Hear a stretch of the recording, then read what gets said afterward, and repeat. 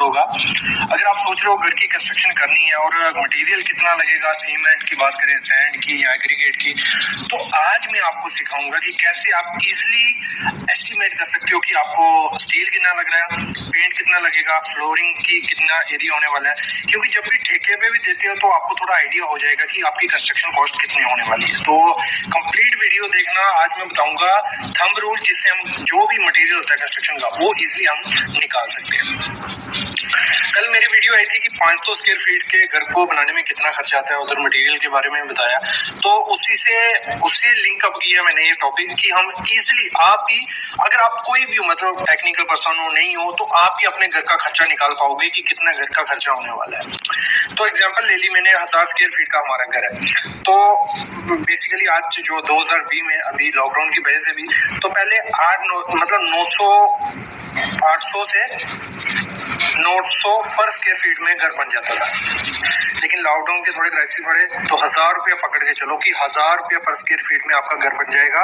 अगर आप खुद करते हो उसमें कुछ मतलब नॉर्मल घर जो हम, जिसमें ज्यादा एलिवेशन नहीं, ये भी नहीं, एलिवेशन वगैरह दोगे तो वो तो फिर 1500 1600 2000 रुपये पर स्क्वायर फीट में भी पहुंच जाएगा। लेकिन नॉर्मल घर अगर आपको बनाना है तो आपको 1000 स्क्वायर फीट में बन जाएगा। तो 1000 स्क्वायर फीट का घर हमारा 1000 से मल्टीप्लाई करेंगे तो मतलब अप्रॉक्स 10 लाख रुपए में हमारा घर बन जाएगा।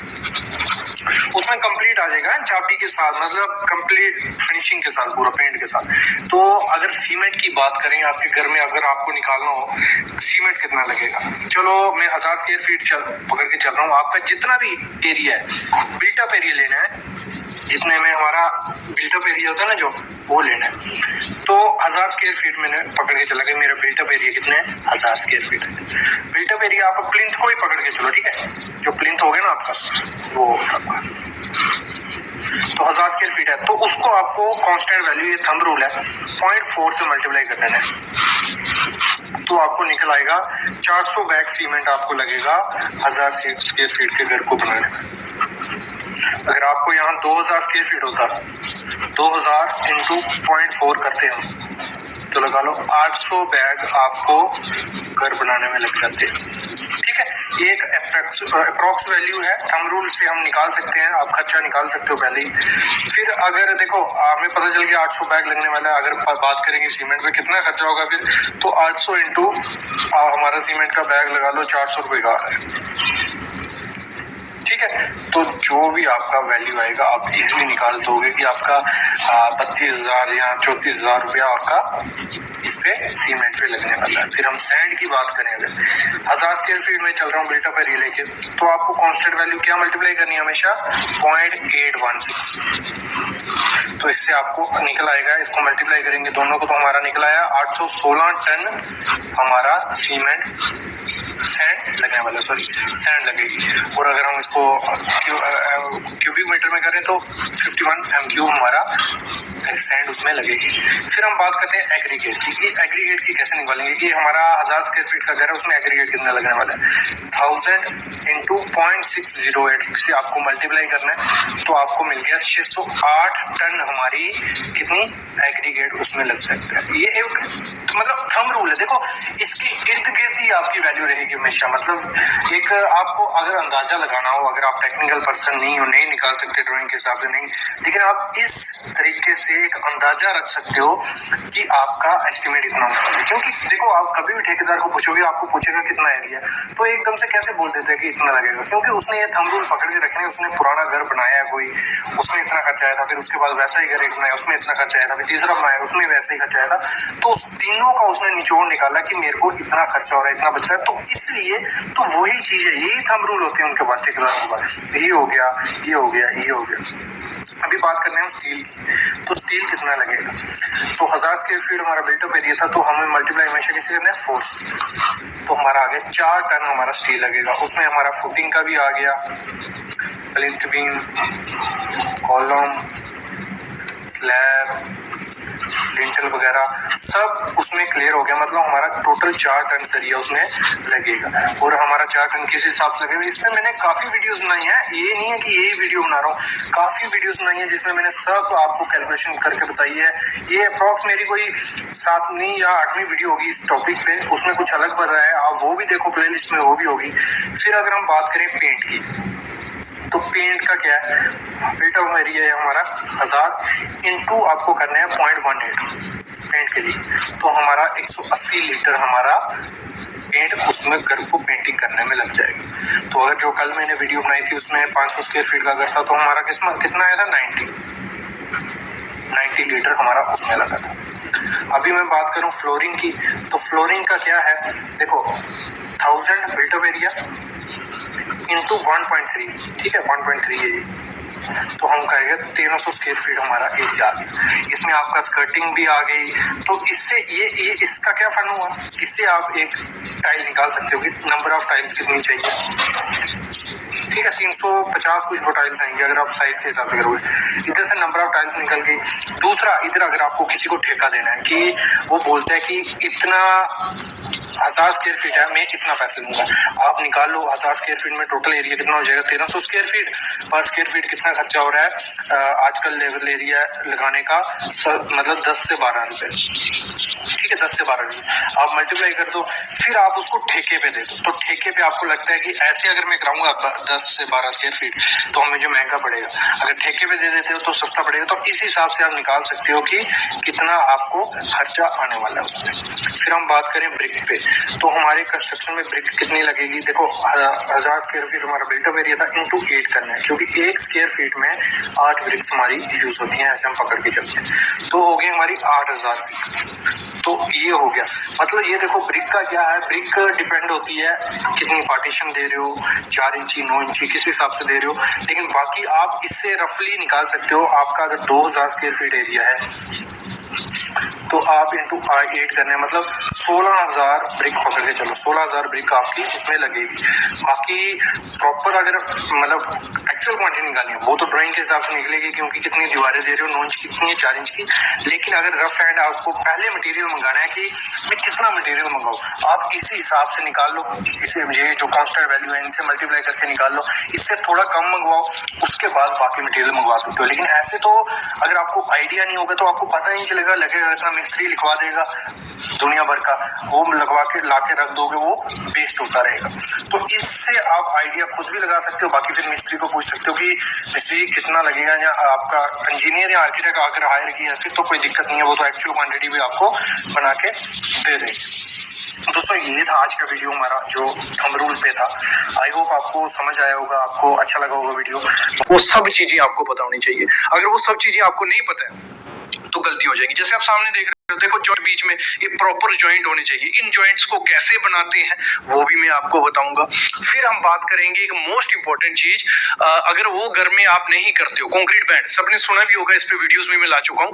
कंक्रीट बैंड के बारे में और डिटेल वीडियो में आपके लिए लेके आया हूँ, लास्ट में आपसे मैं बात करूंगा। कंक्रीट बैंड प्रोवाइड करोगे तो आपका घर, मैं बोलूंगा, एक अर्थक्वेक प्रूफ हो सकता है, क्रैक प्रूफ तो जरूर होगा, क्रैक आपके घर में नहीं आएंगे अगर कंक्रीट बैंड प्रोवाइड करते हो। किस तरीके से कर रहे हैं वो भी मैं बात करूंगा।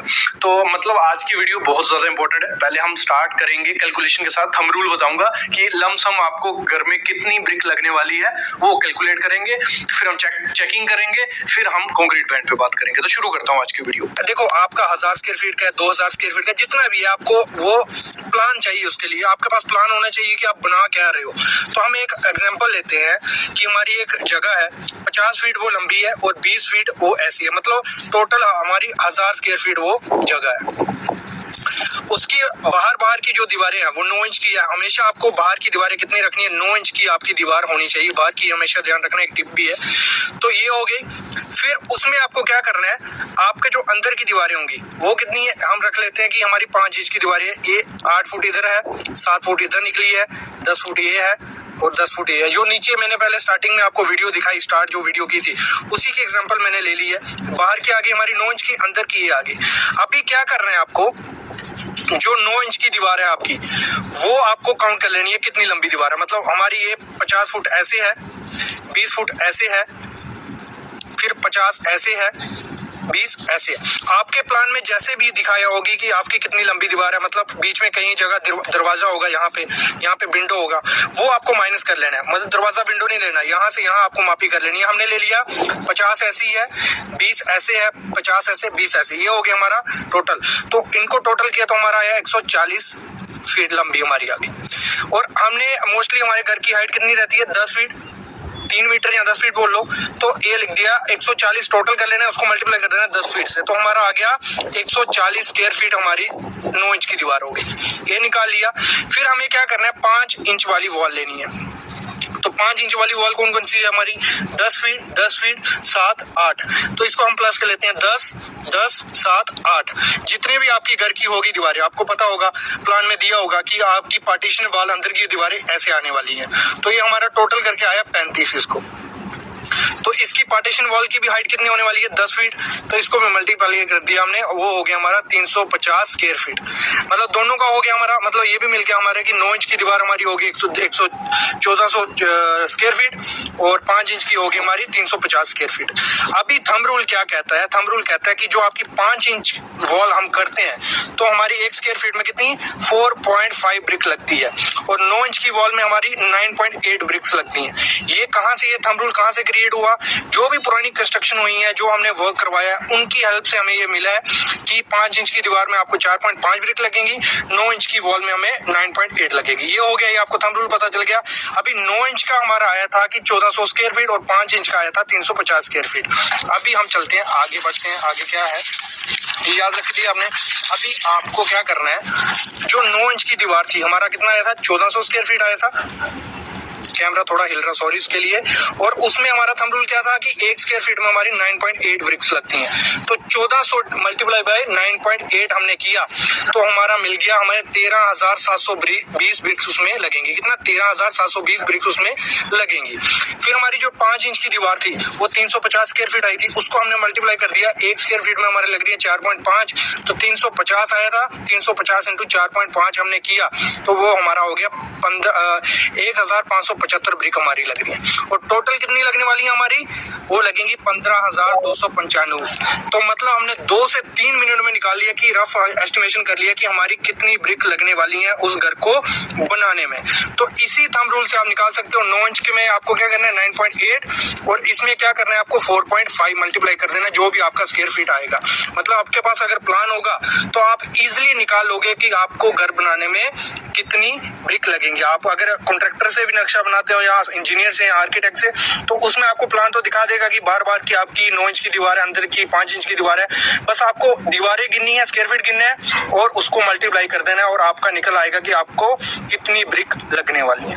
जो ब्रिक वर्क रहता है उसमें आपको क्या क्या चेकिंग करनी होती है, और एज ए साइट इंजीनियर आपकी क्या क्या रिस्पॉन्सिबिलिटीज रहती हैं। एज ए साइट इंजीनियर आपकी रिस्पॉन्सिबिलिटीज क्या होती हैं। ब्रिक वर्क जब भी हो रहा है आपको चेक क्या करना है। सामने जैसे ब्रिक आप देख रहे हो, तो इसमें जो मोटार यूज हो रही है वो प्रॉपर जो हमें प्रोपोर्शन है 1:4 की बात करें, 1:6 या 1:8, 1 हो गया सीमेंट, 8 4 6 8 हो गया हमारा सैंड, जो सैंड। तो उसकी प्रोपोर्शन प्रॉपर से यूज की जा रही है नहीं की जा रही है, वो आपको चेक करना है। आपकी जो मोटार यूज की जा रही है वो 30 मिनट के अंदर कंज्यूम की जा रही है नहीं की जा रही है, वो आपको चेक करना है। और प्रॉपर प्रोपोर्शन, मतलब 1:4 का ही माल बन रहा है कि नहीं, उसका जो बॉक्स रहता है वो आगे मैं दिखाऊंगा कैसा बॉक्स होता है, किससे हम मेजर करते हैं, वो प्रॉपर से यूज किया जा रहा है नहीं किया जा रहा है, वो भी आपको चेक करना ही है।